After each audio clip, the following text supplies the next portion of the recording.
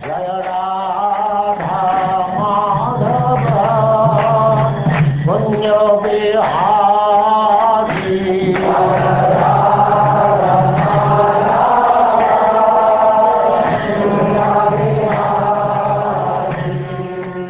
And now chapter 11. Svayambhuva Manu advises Dhruva Maharaj to stop fighting.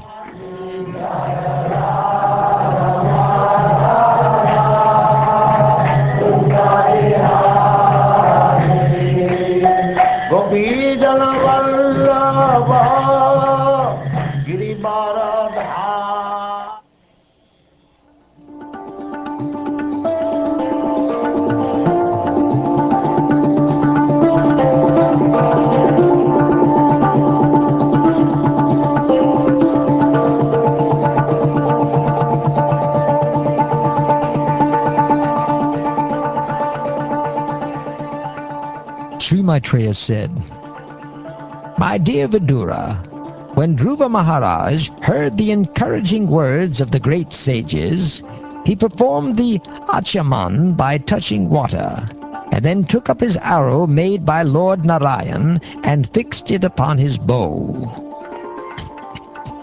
As soon as Dhruva Maharaj joined the Narayanastra arrow to his bow, the illusion created by the yakshas was immediately vanquished, just as all material pains and pleasures are vanquished when one becomes fully cognizant of the self. Even as Dhruva Maharaj fixed the weapon made by Narayan Rishi onto his bow, arrows with golden shafts and feathers, like the wings of a swan, flew out from it.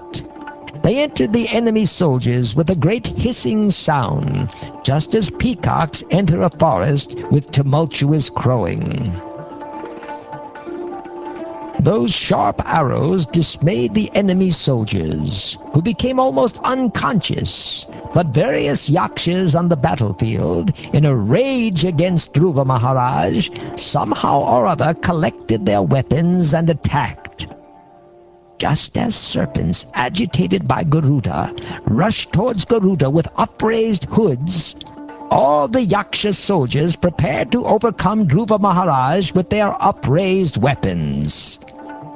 When Dhruva Maharaj saw the Yakshas coming forward, he immediately took his arrows and cut the enemies to pieces.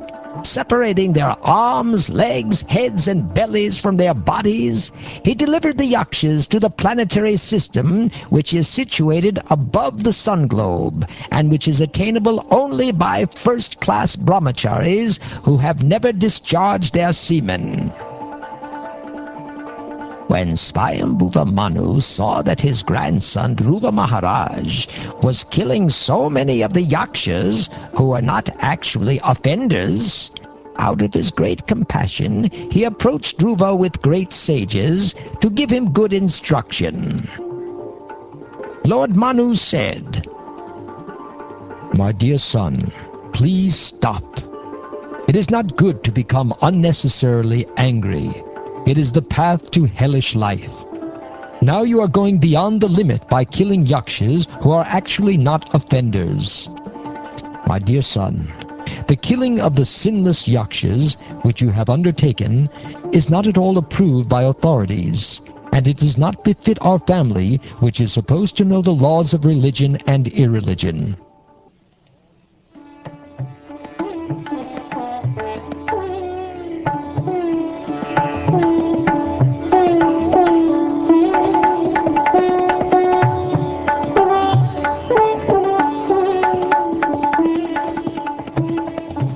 My dear son, it has been proved that you are very much affectionate towards your brother, and are greatly aggrieved at his being killed by the yakshas.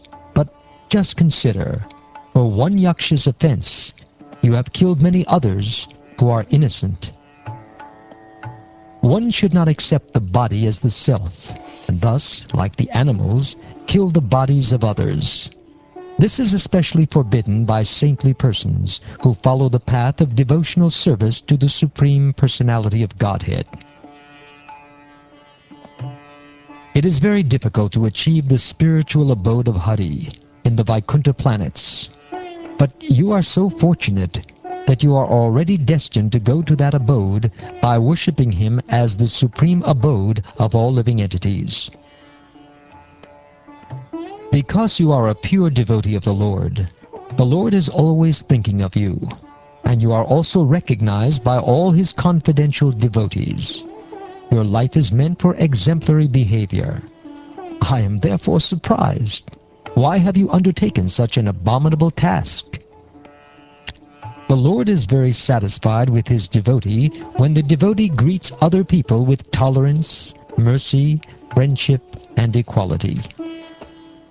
One who actually satisfies the Supreme Personality of Godhead during one's lifetime becomes liberated from the gross and subtle material conditions. Thus, being freed from all material modes of nature, he achieves unlimited spiritual bliss. The creation of the material world begins with the 5 elements, and thus everything, including the body of a man or a woman, is created of these elements. By the sexual life of man and woman, the number of men and women in this material world is further increased. My dear King Dhruva, it is simply by the illusory material energy of the Supreme Personality of Godhead and by the interaction of the 3 modes of material nature that creation, maintenance, and annihilation take place. My dear Dhruva, the Supreme Personality of Godhead is uncontaminated by the material modes of nature. He is the remote cause of the creation of this material cosmic manifestation. When he gives the impetus, many other causes and effects are produced, and thus the whole universe moves just as iron moves by the integrated force of a magnet. The Supreme Personality of Godhead, by his inconceivable supreme energy, time, causes the interaction of the 3 modes of material nature, and thus varieties of energy become manifest. It appears that he is acting, but he is not the actor. He is killing, but he is not the killer. Thus it is understood that only by his inconceivable power is everything happening.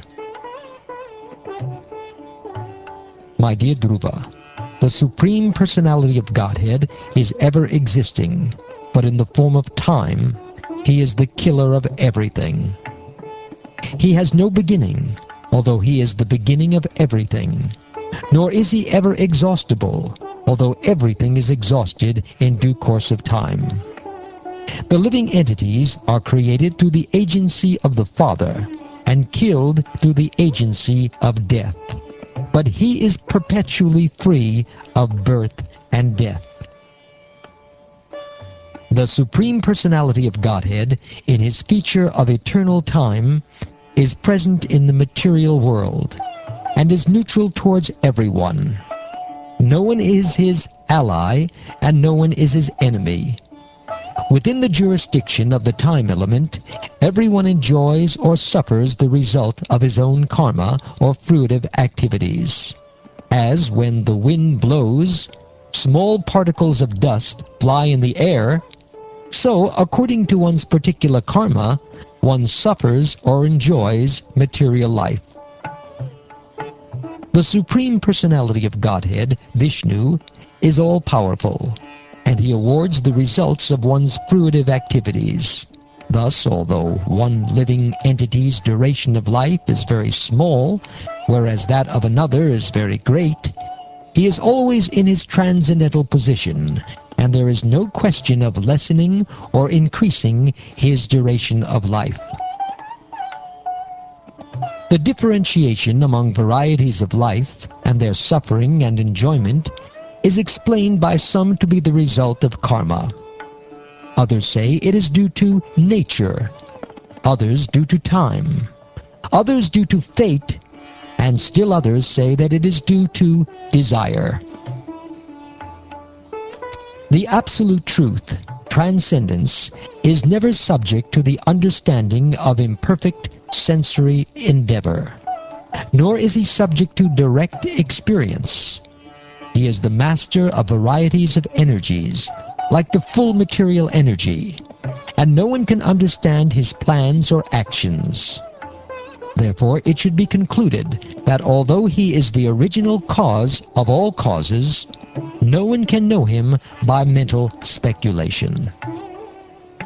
My dear son, those Yakshas who are descendants of Kuvera are not actually the killers of your brother. The birth and death of every living entity are caused by the Supreme, who is certainly the cause of all causes. The Supreme Personality of Godhead creates this material world, maintains it, and annihilates it in due course of time. But because he is transcendental to such activities, he is never affected by ego in such action, or by the modes of material nature. The Supreme Personality of Godhead is the Supersoul of all living entities. He is the controller and maintainer of everyone.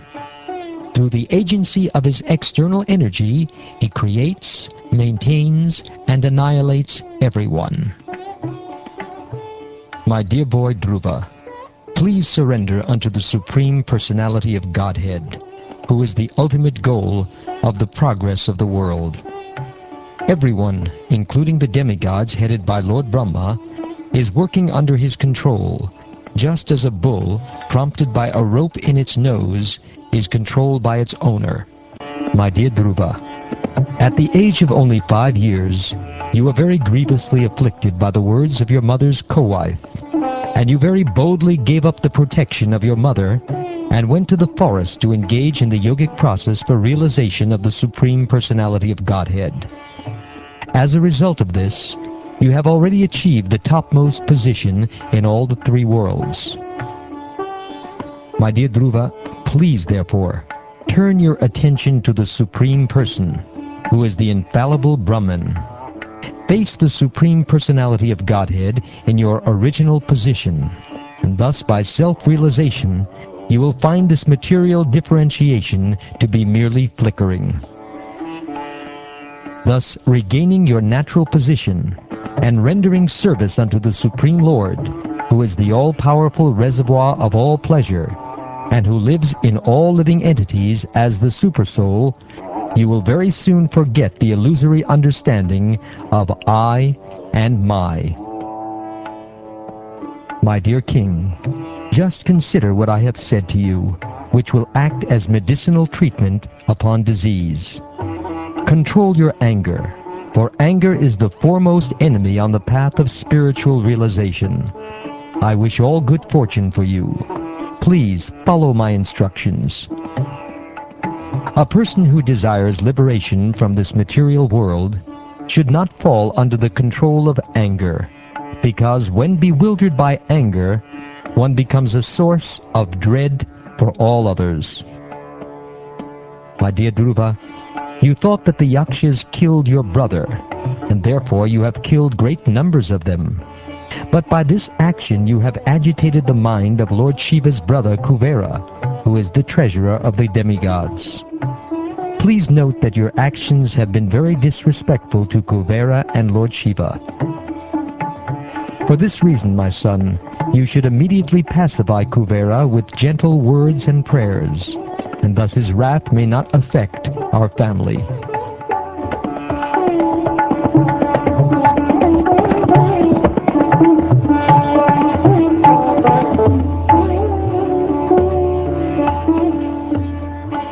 Thus Svayambhuva Manu, after giving instruction to Dhruva Maharaj, his grandson, received respectful obeisances from him. Then Lord Manu and the great sages went back to their respective homes.